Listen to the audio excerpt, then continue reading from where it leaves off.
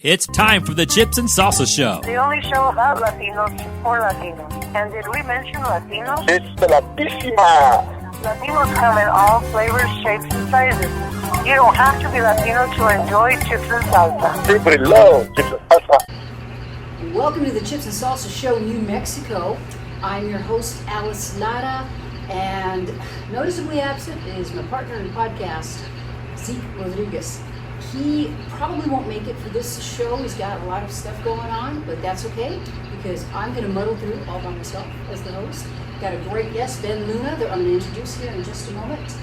And I just want to welcome the Chipsters. Thank you for your support. I'd like to remind you that what we do is we record the show on Monday and then we upload it to YouTube and Rumble either like by the nighttime or by the next morning. And special shout out to Eric Kirker, because I want to make sure you get your last name right. Eric Kirker, who's helping us out today. He's our engineer, and I really appreciate you being here, sir. Awesome. I don't want to forget also to announce that every Thursday I am part of the Coalition of Conservatives in Action. So if you live in the Las Cruces, New Mexico area, a surrounding area, Alamogordo, like where Beverly is from, anywhere, please, you are invited. Everyone's invited, and we meet Thursday evenings at 6 p.m., and that's at Kitchen Craft. Kitchen Craft is right next to our Rudy's Barbecue, which is on Tell Shore. So, you know, this is a small city, so everybody kind of knows, oh yeah, I know where that is. That's what I always say. So please, come and join us every Thursday evening at 6 p.m. for you meet some great people and get very well informed. And if you'd like to go to our Facebook site, yours truly actually live streamed. I use my phone, so it's not going to be wonderful like Eric's production here. But we did get a really good guest who talked about a ballot proposition that we're going to be voting on in Las Cruces. It's a lot of good information. We're going to raise the tax a little bit, the sales tax here. So I encourage you to do that. All right, very good. We're going to get started with our show. Welcome, Ben Luna. So good to see you again. Thank you for having me. Really appreciate you being here. I think you were one of our first guests when we first started. We first began trying to do the Chips and Salsa Show New Mexico with Zeke. So it's been a while, but we're glad to have you back. We have been here to promote Save the Children. But before we do that, what I want to do is reintroduce you to our audience so they can get to know you. I know that you've run for office, very active in Republican conservative politics, but why don't you just go ahead and, because you can do it much better than me, take a few minutes and tell our audience all about your wonderful life. Right on. Yeah, I appreciate you having me. So I did run for office. I felt like nobody was going to put up a fight against Martin Heinrich. And it was somebody that we didn't know was going to show up to run against him. So I'm glad somebody did step into the rink for that. I think we're going to get our time again. You know, Ben R. Luna against Ben R. Lujan. That was my original game plan. And so we'll see. We'll see how God plans things out. But I know I wouldn't have been able to do this documentary if I was running. Like, that would have taken all my time, my resources and everything. And this has taken a lot of resources and time. And so we started off during the lockdowns. We started off then pushing back against businesses closing, forced masks, children being segregated based off of immunization records. And Sarah Smith, who's with CCIA, she was the one I met, and we kind of met, you know, we were both had our battles, and she had a statewide coordinated rally to where multiple cities were doing a protest against these mandates. And so she was about to coordinate this event and then all of a sudden canceled it because something didn't work out. And so I kind of chewed her out for that. Sarah in trouble. Yeah. So I chewed her out. I was like, man, you had the first coordinated statewide protest and you didn't. And so that's how we met. And so she ended up showing up to like one of my final events where we hosted here in Las Cruces, and she came out, explained herself, and you know, I just gave her a hug, and after that we just teamed up. Like I didn't have time to build the email list, and so every time I went to another county, I would send everybody to her website to join the email list. Because as long as people get the information, it doesn't matter who has that email list. And so we started a relationship that way, and you've seen what it's grown into here in Las Cruces, and now with Juan and then CCIA, everybody involved there, that's a massive team for Las Cruces, and the things I've seen is pretty amazing. And so that's just the activism side. We are a small business owner. We started a business in 2020 of all years. It's probably not the That best. was brave of you during the COVID. And New Mexico was, wow, it was really shut down. Yeah. Wow. Yeah. So a lot of people didn't want to work, and so we picked up contracts. And that's how we picked up our first set of contracts. And so we do facility maintenance and janitorial. We'll do repairs in buildings. We'll do the janitorial part of it as well. And that's what has actually kept us being able to go out and do what we do. And go ahead and plug the name of your business. Yeah, Glowpro LLC. Glowpro, it's just a little play on words, GoPro, but There you go. Glowpro. And but yeah, of all years to start, we started then, and I really think that God was a part of it for it to succeed. You know, in a 2020 chaotic year. So we always put 2020 as far as the 2, and then toilet paper emoji, and 2 toilet paper emoji, because that's what it was that year. Lack of toilet paper in the shelves, and I remember. a lot of chaos. Absolutely. So you're from Alamogordo? Yeah, from Alamogordo. I did travel as an electrician for quite some time. I am a journeyman, and you know, that's always kept us busy. You know, everybody needs an electrician in every city, just about. A good electrician. Right, a good electrician. There you go. Somebody knows what they're doing. Yes. Yeah. I always joke around, and on the job sites, they're like one particular. We were working at a billionaire's house, and it was a custom house. Everything was MC cable, and everybody was leaving everything in the electrical room to get terminated, and leaving it for that one guy. And so the room was like maybe from here to the walls. It was a very small electrical room, and there was tons of cables there, just left there to terminate. Nothing was labeled, and I ended up being that one guy. So I've had a lot of jobs like that, to where I'm that one guy just organizing the mess. But same thing goes for politics, you know. Yeah, organizing messes. Yeah, that's good training. Exactly. Right? Yeah, we make a way, you know, and we're gonna. Everything we've done, we've just grown. And one thing I've learned is just looking back every year of what God's given us. You know, like we didn't have the capabilities we have now 4 years ago. And so 4 years ago, I had a $100 gimbal and an iPhone 10. And I showed up to a rally. It was actually a Black Lives Matter rally in my town, and recorded and talked to the organizer, and posted that video, and it got about 60,000 views within minutes, like just within minutes. Yeah, now we can't get 100 views within an hour. And so, but yeah, that just showed me the power of media, and it just kept building after that. Networking, finding people who can show up, people who can stay committed and not get distracted. And so now we are here producing documentaries that is not just us, because if you look at the lineup of the guest speakers, that's a lot of organizers throughout New Mexico. Impressive lineup. Yeah. We'll be talking about that, absolutely. So you stayed in New Mexico. You said you did a little bit of traveling for work. Yeah, so I traveled. That was before 2020, so I was a traveling electrician. A lot of government projects, hotel renovations on military bases like Fort Leonard Wood, and that was a great experience, and me and my brother actually talk about that too, because everything we learned on those jobs we're actually using now in the cabins we're producing. But yeah, traveling electrician, and Around the Southwest area. just about everywhere. It was Missouri, Tennessee, Kentucky. Obviously, that one base had kind of splits in the middle in Kentucky and Tennessee, and then worked in jobs in Nevada, Arizona. Yeah, some big contracts. Good. Some So you big got to jobs. know more of America that way. Oh for yeah. Sure. Oh yeah. Yeah. That's great. So you intend to stay in New Mexico? Yeah. I felt like I was running away from God that whole time, and God brought me back, and He brought me back right before 2020 of all times. Had I been by myself out there during 2020, that would have been kind of a dark situation, because it was, it was real chaotic. Nobody had, jobs were shut down, stores were shut down, and whenever I was back, I had my family, I had my church family, and that's actually when I fully surrendered to God. And so I believe everything I have now is definitely because of God. you know, I couldn't have done this on my own. That's for sure.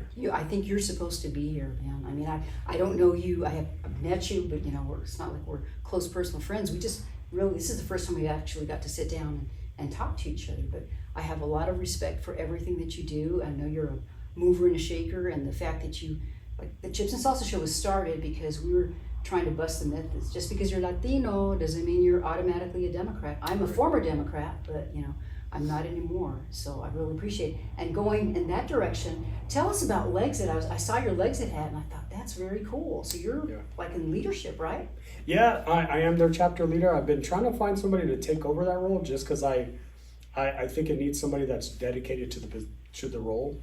I try to cross market as much as I can. You know, they pretty much allow their platform to be used for the common person. You know, if you want to speak truth, you want to defend your community and use their platform, they'll put your videos on there, and that's like about I think 200,000 maybe or 300,000 followers, and their followers are actually big platforms like David Harris Jr., Trump, like the Trump campaign, like, and so they have a lot of influence, and plus they stand for biblical principles. They stand for life, the Second Amendment, and being an entrepreneur, and so I fit right in, and everything we stand for is their platform pretty much. I know that I'm on the Facebook Legsit group, I think it is, and they are. I mean, you can post things on there. There's other groups that you might post, and all of a sudden they disappear or whatever. So I'm glad. And you know, just if there's actually somebody who doesn't know what Legsit is, explain that. Yeah, so it started off after Blexit started. That was Candace Owens' organization. In Britain, there was Brexit. So it's pretty much the exit from these destructive ideologies, you know, things that destroy our way of life. And so it stands for Latinos Exiting the Democrat Party. That's what it stands for. But it's really more than that. They've held their ground in a lot of positions. They've held people accountable on both sides of the ballot. And that's what I appreciate about them the most is they're not, you know, flip-flopping on their policies all of a sudden, or flip-flopping on their endorsements, and they're careful to give endorsements because they want to know, do you protect life? Do you stand for the family unit? And all these different things that we agree with. So they're a great organization. Jesse has a powerful testimony. He was a gang leader, got shot, got paralyzed, but really just used that to his advantage and became an encourager despite, you know, being paralyzed in his legs. And then shortly after, once he started Legsit, he was asked to go to the White House. So you got a once convicted felon and a gang member, gang leader, being invited to the White House, and you know, you can't make that kind of story up. I love that. Now, with current politics right now, I would presume that you're gaining membership because there's so many people of color or whatever. They're waking up, you know, I mean, brown and black and everything. And Trump's getting a lot of support out there. Are you seeing that? And also, how do you officially become a member or, you know, join this movement? Yeah, so you could go to wearelegsit.com. Just click, I think it's join a chapter or join the team. And it's real simple. You just fill out the thing. If you're in New Mexico, they'll send me your contact info, and then I'll reach out to you directly to kind of get your vision of what you want to do, how you want to contribute, and how we can help you out as well. Like you've seen what I do. Like everything I do is pretty much what I've done for Legsit, done as Legsit here in New Mexico. Like anybody who wants to be a voice or just have a platform that their voice could be heard, I'll be boots on the ground anywhere they're at. So. And you know that I have to ask you because New Mexico is there's a lot of Latinos here. And coming back, I know probably people get tired of me telling the story, but I've been back. We've been a little back of like a couple of years or so. And as I reconnect with some of my friends, a lot of people still are registered Democrat. However, they're very conservative and probably should be Republicans. Now, it doesn't matter to me because I want you to vote Republican or become an independent is what I say. Did you see a shift in that? What are your thoughts about that? Yeah, so I think recently, especially this year, just some of the crazy policies and politics that's happening on the national level, it's actually scaring Democrats. Like there's people like Jillian the trainer, the famous trainer, like she actually made a video that says, I haven't changed at all, and these new policies are actually scaring me. I'm just a traditional liberal, and I still haven't changed my way of thinking, and these new policies are actually scaring me because a lot of them have to do with bypassing parental consent for trans surgeries or procedures or abortion, and I'll tell you an actual testimony here in a bit, but in California they could actually take your child if you don't allow your child to get these procedures. That's a new law. People don't believe you when you tell them these stories. Yeah, it's very it's very diabolical. They've pretty much changed laws and enacted laws without our knowledge, and some of us, we have been asleep at the wheel. I would say, a lot of us are guilty of that, but still, when you pass laws, you should inform the citizenry no matter what. Like, you don't just change policy and then all of a sudden you're going against the laws of the land. And so it's really scary. That's what this documentary is about. We've pushed back in the referendum process. That was against 6 very, very bad bills. Some of them very bad laws. Very bad. Very similar to California. Like, our governor loves Gavin Newsom for some reason, and she pretty much implements his policies or beats him to it. And so one thing about New Mexico, though, we are a lot more advanced at the ground level, at the grassroots level, than many other states. That's great news. It's amazing. Yeah. That's wonderful news. And then, of course, just recently, last week, on Friday in Arizona, RFK Jr. said goodbye, and now he's endorsed Trump, which I think is great. And just as you were alluding to, a lot of Democrats are like, this isn't what do you say? The Democrat Party has left me. Mm-hmm. So I think that's going to help us quite a bit. I think so too, but what's kind of cool about that too, and very similar to me running for office, it's never a losing campaign when you build momentum.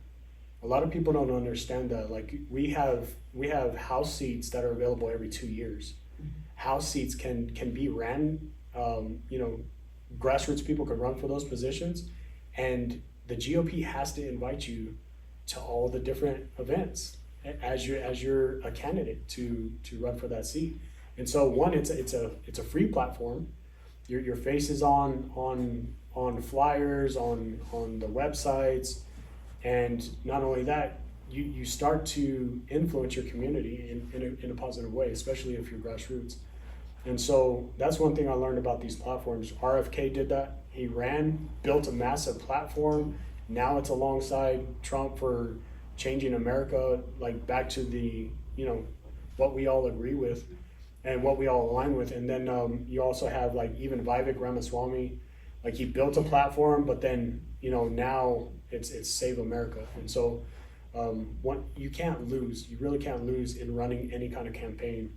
And one thing about this documentary is we're treating it like a campaign, and therefore nothing is lost at all. Like, it's no deadline November, and these policies we're pushing back against, we'll probably push back against them for maybe a year or two, I would say. It's just so important. And before we get to that, I want you to just talk a little bit about New Mexico. I mean, we are going to be talking about that. But one thing that it's been very frustrating for me, as you said, our governor, who is Catholic, professes to be Catholic, and one of the big things that's happening here in Las Cruces is she has, and correct me if I have any of this wrong, please, Ben, but she has kind of allocated $10 million to build an abortion facility up there by the Sonoma Ranch area, across from a hospital, ironically, and we're very unhappy with this.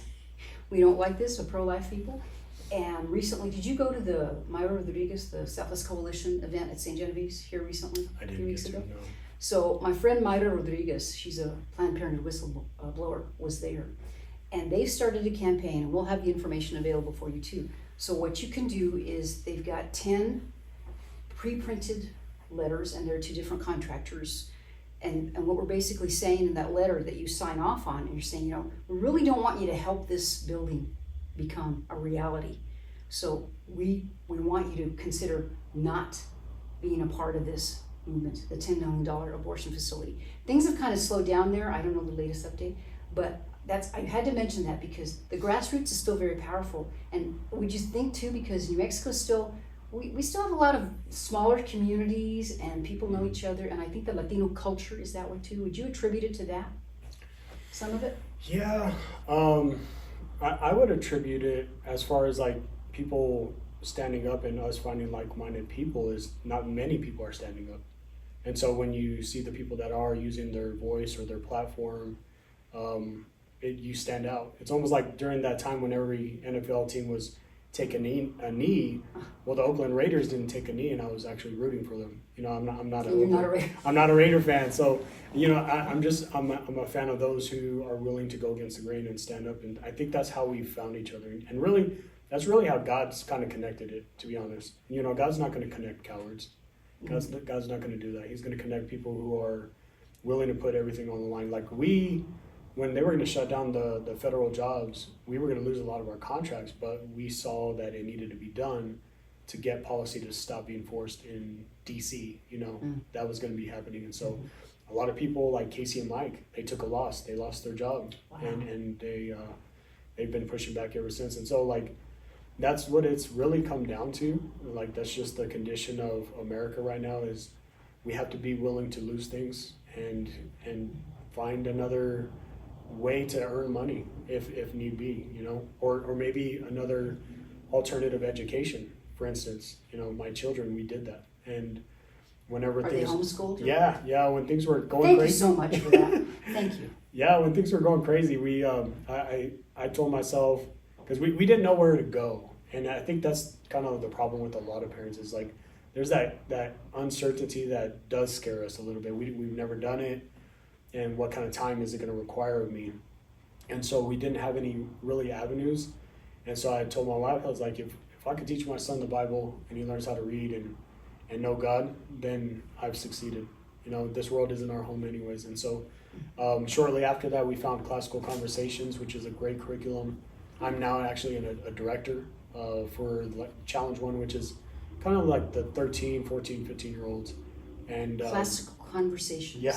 Somebody can just Google it. Yeah, Classical Conversations. You just, if you sign up to get info, it doesn't matter, like throughout the entire nation and in other nations, you fill out the form online. It'll ask you, you know, just to fill out some basic information, but instantly somebody will reach out to you from that area.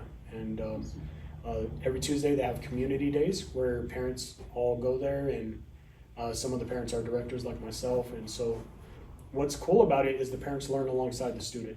So you're actually regaining knowledge that you should have been taught along, you know, all the time in public schools. And so I'm regaining a ton of knowledge, and I'll be more informed about our founding documents by the end of this year. That's fantastic. Well, I just want to thank you for that, because I think parents like you that really take an interest in their children's education, if they can, sometimes they can't, but you can homeschool or use a charter school, and it just makes me feel so much better about the future of America and stepping up to be Americans. And what I like too, just one more thought about the RFK Jr. is, as you said, so RFK Jr., there's not everything that Trump and he agree on, but there are enough important things that he knows that Trump is still the better choice. Mm-hmm. And I think that's very brave.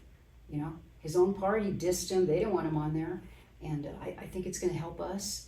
And we just got to keep praying, though. We just got to keep the prayer up, because we need that more than ever. Did you hear him actually say he's been praying about it as well, RFK? RFK Jr. said that? Yeah, he was saying he's been praying about it. And then Eric Metaxas, he's great. He actually talked to RFK and actually, you know, kind of cornered him on it. And told him, I believe God wants you to assist Donald Trump rather than running against him.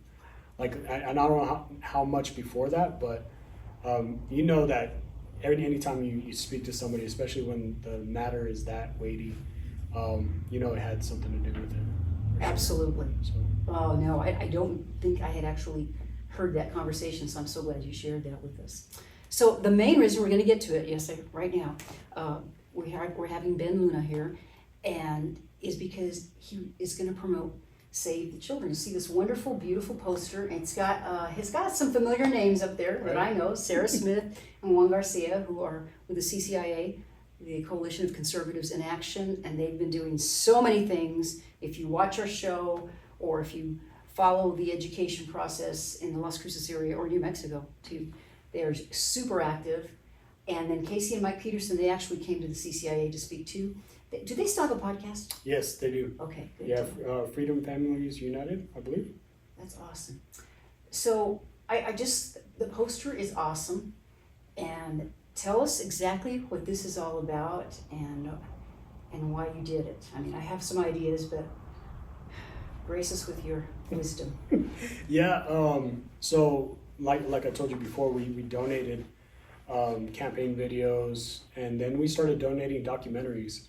And the very first documentary we donated was for some ranchers who were pretty much getting their water taken from them from the U.S. Forest Service. And so they had a tour. This is all here in New Mexico. In Otero County. Yes. Otero County, Otero which that's where Alamogordo is. Yep. Yeah, and so we took a tour with them. Yvette Harrell was there. Our county commissioners were there, and then the U.S. Forest Service, and then I think New Mexico State University Ag Department or something like that. And pretty much what they're saying is that the cows are overgrazing, therefore you have to cut your numbers of cows as far as or cattle.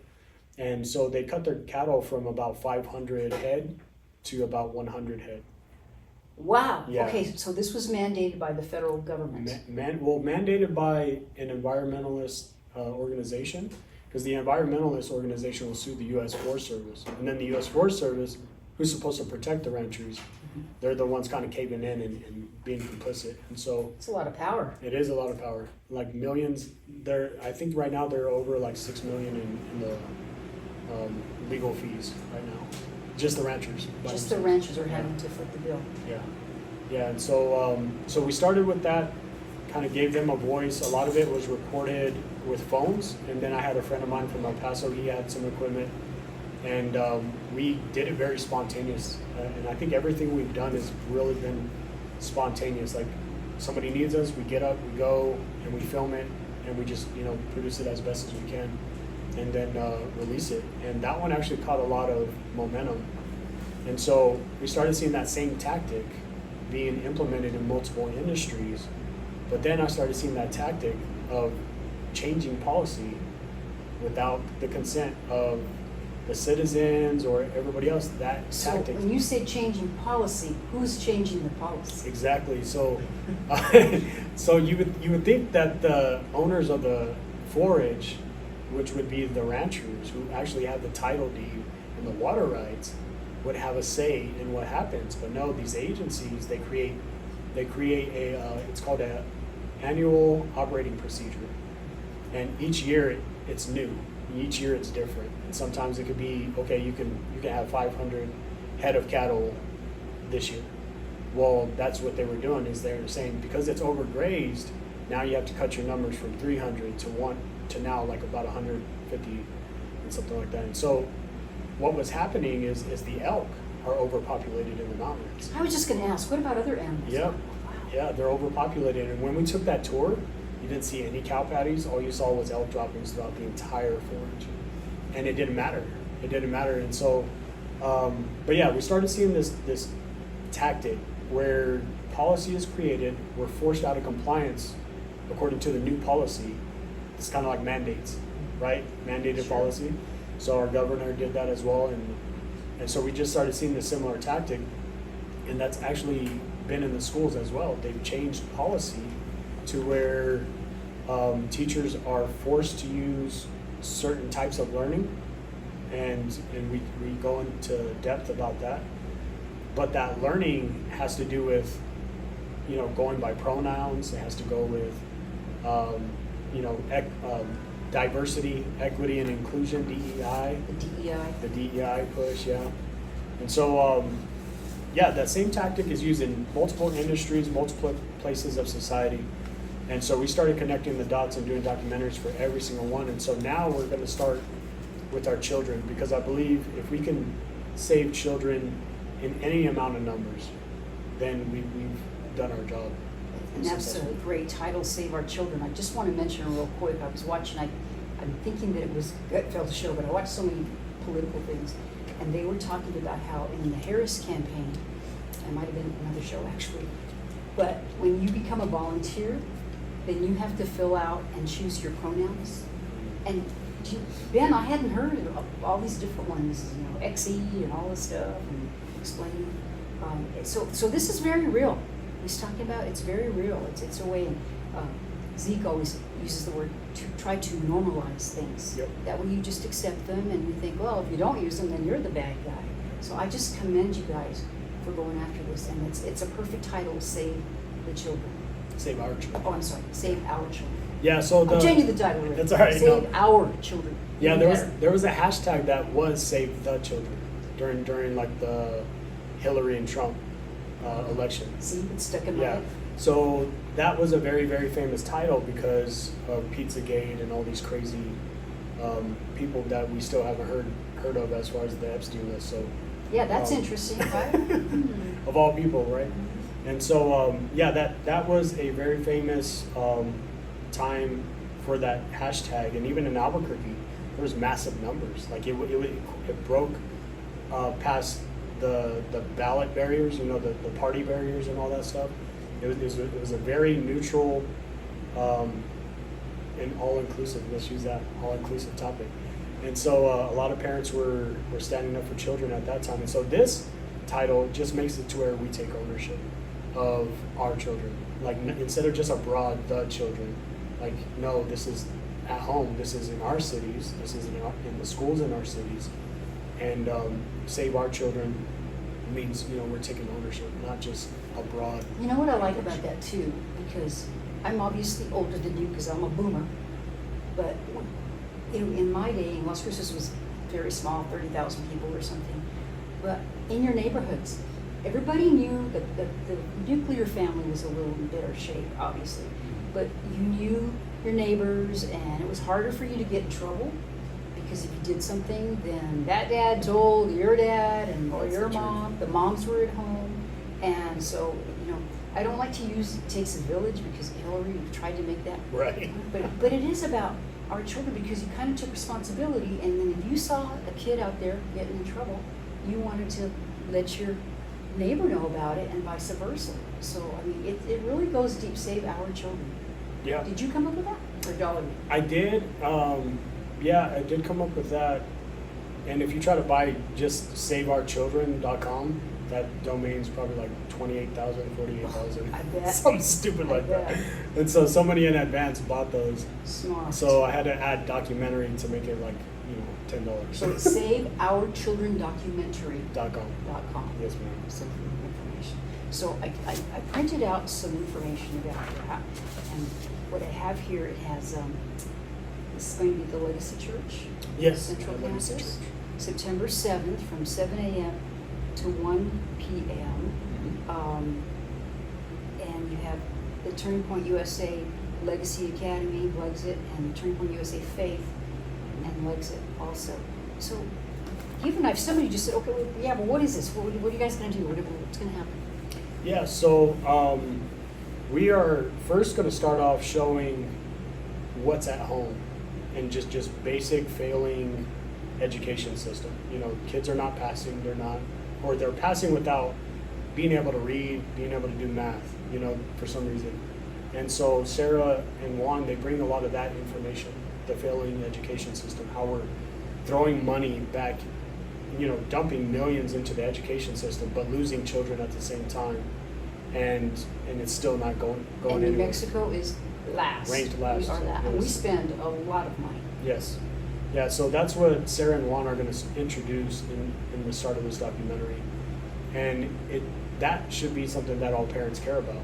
You know, they want their kids to be learning and not being indoctrinated. And so it starts there, but then things that are happening in schools, like on school buses, kids having sex on school buses, kids doing things they shouldn't be doing, but also the violence. Used to be you just get in trouble on a school bus if you were standing up. Right, now, right, now it's, right. you're not standing up. Yeah, Okay. yeah, and then fights, the drug issues. They're going to go into a lot of those details and they're going to show the receipts.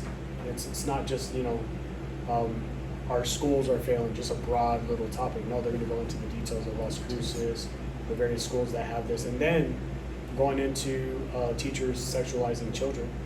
And a lot of the parents don't know that that's happening, but it is happening in our schools. And bring in the receipts for that. Who's doing it? Who allowed this policy to be passed to, pretty much be complicit with this ideology being forced. And so you're naming names. Yeah, naming names, yeah. Because until we identify who's doing what, it's always going to happen. And whenever you kind of go, oh, okay, the New Mexico PED is forcing a social studies standards. Well, who's the New Mexico PED? You have to know who they are, but they're not really the ones doing the most damage. The most damage is being done at the local level, where the information of your children wanting an abortion, or the information of your children wanting trans procedures, or what do you call it, medical treatment for it to start the transition. A lot of that stuff is being hidden on purpose. They will identify parents who don't agree with it to make sure they don't ever call that child by the other name or the other pronouns and stuff like that. So they're flagging parents. Well, that's pretty sophisticated and a lot of work that they're going through. Yeah, they show that.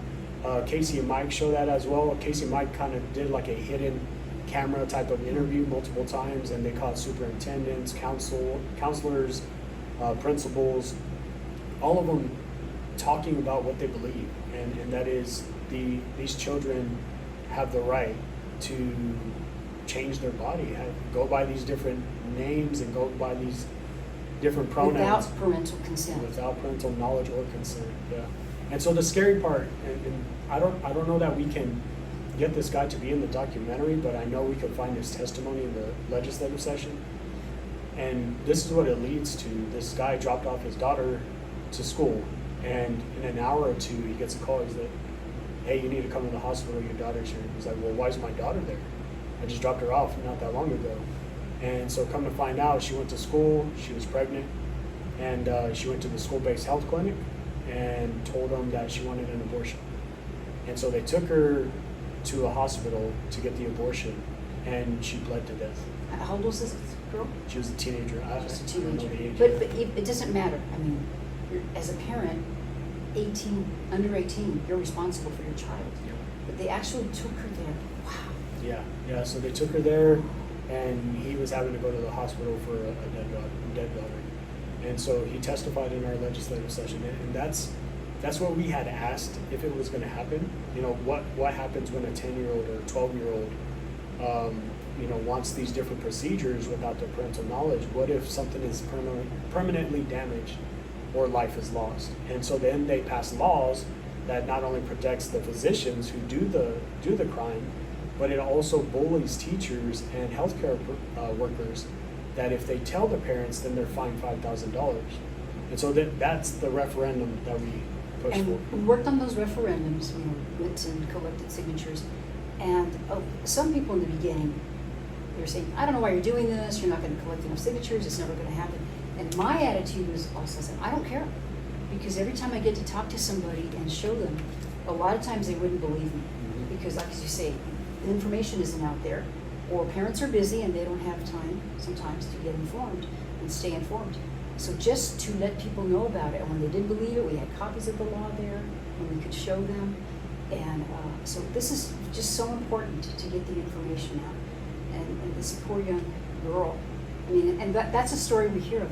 I have to know about that. Do you know if there was any repercussion? Did he sue? He probably couldn't even sue the school district. He couldn't do it because of the law. See how terrible? And he lost his child. Yeah, that's Harlan Vincent is the one that told me that story. So it's very, very verifiable. He's actually going to try to put me in touch with that father to see if we can make that happen. And please, if you do, we would love to interview him. Yeah, no, Love definitely. to interview him. Yeah, definitely. And so that's kind of why we did this documentary. It's a lot of people that are knowledgeable of what's happening at the different levels.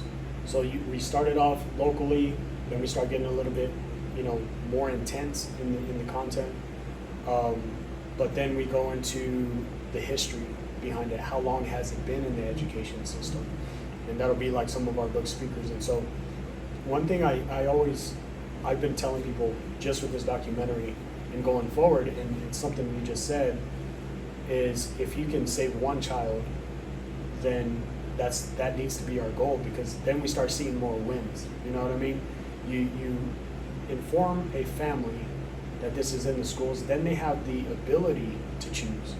And so right now, like, a lot of them are oblivious to what's being passed in the legislative sessions. If you can alert one family, that one family could tell another family, and then that's when the exponential, growth of this movement happens. And so save one child at a time, and you'll be more encouraged. And, whenever we try to save our state or save our nation, yeah, that's great to talk about and great to, be in the news headlines, but really it comes down to local, like save your neighbor, Well, you're so right, because if you talk to your neighbor, I'm very lucky we have wonderful neighbors surrounding us, and when you trust them and you can tell them that, they're more apt to listen to you. If somebody else is saying that, sometimes, who cares about what that person, I don't even know them. It is very powerful. You're right, man. You really are. Yeah, and then what's the price of one child? Like, a lot of people don't believe that they are being sold, and now they're, marketable for these big pharma companies. They're permanent customers once they take these transitions. And so if you save one child and give them the chance to have a live one, or maybe they just, don't get corrupted. A lot of these ideologies, I talked to a girl, she's a detransitioner. She didn't take the treatment, but she stopped doing the things she was doing to look like a man. Okay, and so I talked to her about it, and as a young girl, she just did a lot of research. She was good at doing research. She has ADHD, but she's a real smart girl, real focused. And so she started doing research about that, because she was getting these weird feelings that she didn't know how to navigate. And so she started looking up Google, and I'm sure Google's going to tell you exactly what you don't need to hear, And so, she went down that path, and what awakened her to kind of come out of that was the October 7th in Israel, because she was in Israel. She was actually supposed to be at that festival. Is that right? Yeah. And so after that, she wasn't able to do all the preventative, or do all the measures to look like a man, you know what I mean? She had to get out and go to the shelter. And then she started to see, like, all of that was just a facade, and it did nothing for me. And so, is she going to be a part of this? I think so. Even Chloe Cole possibly. So we'll see. We'll see. Chloe's awesome. Yeah. So, but so like, we have a bunch of speakers that have done all the research. A lot of them have read the books of the people that invented, like, queer theory. Queer theory has nothing to do with the LGBT or the gay community, I would say. It has everything to do with going against the norm. So, and a lot of the gay community, like Gays Against Groomers? Gays Against Groomers. They're speaking out about this. Right. Absolutely. Right. Yeah, so the queer theory, what it actually has to do with is, like, say the gays, like, laws have been passed, some are married, that's considered normal now. And so the queer theorists will actually go against everything that is now considered normal. And so they create the chaos, and they use something called trauma bonding. That's literally the roots. Trauma bonding. Trauma bonding, yeah. Wow. Yeah, you won't find that on the internet. But James Lindsay, so James Lindsay is one of our speakers, and Logan Lansing, they wrote a book called The Queering of the American Child. I got the audio and the actual book. Amazing book, because it goes into the history and their tactics. And so they're going to be talking about that. Alvin Liu and Jennifer Williams, they are courageisthehabit.org.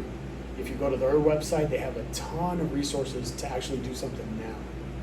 That's always been kind of like a problem in the grassroots community. We do rallies, we get everybody riled up, but we don't give anybody anything to actually do in their own community. It's about the action.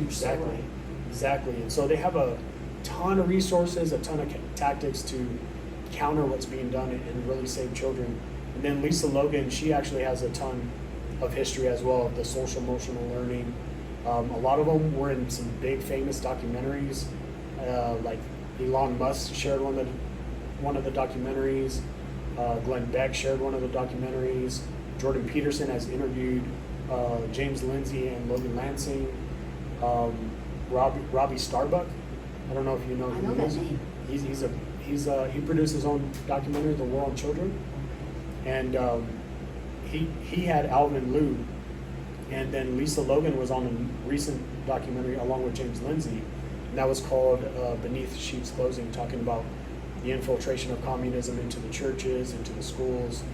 And so what we're kind of doing is something that hasn't really been done, because a lot of conservative documentaries, they charge for it. And if you think of the common citizen having to pay for something they don't even care about, it really doesn't work that way. It has to be free. It has to be you putting it in their hands. And so we're getting a lot of these people that are very, very influential on their platforms, but also they have a lot of information that They're all going to be there live. Yes.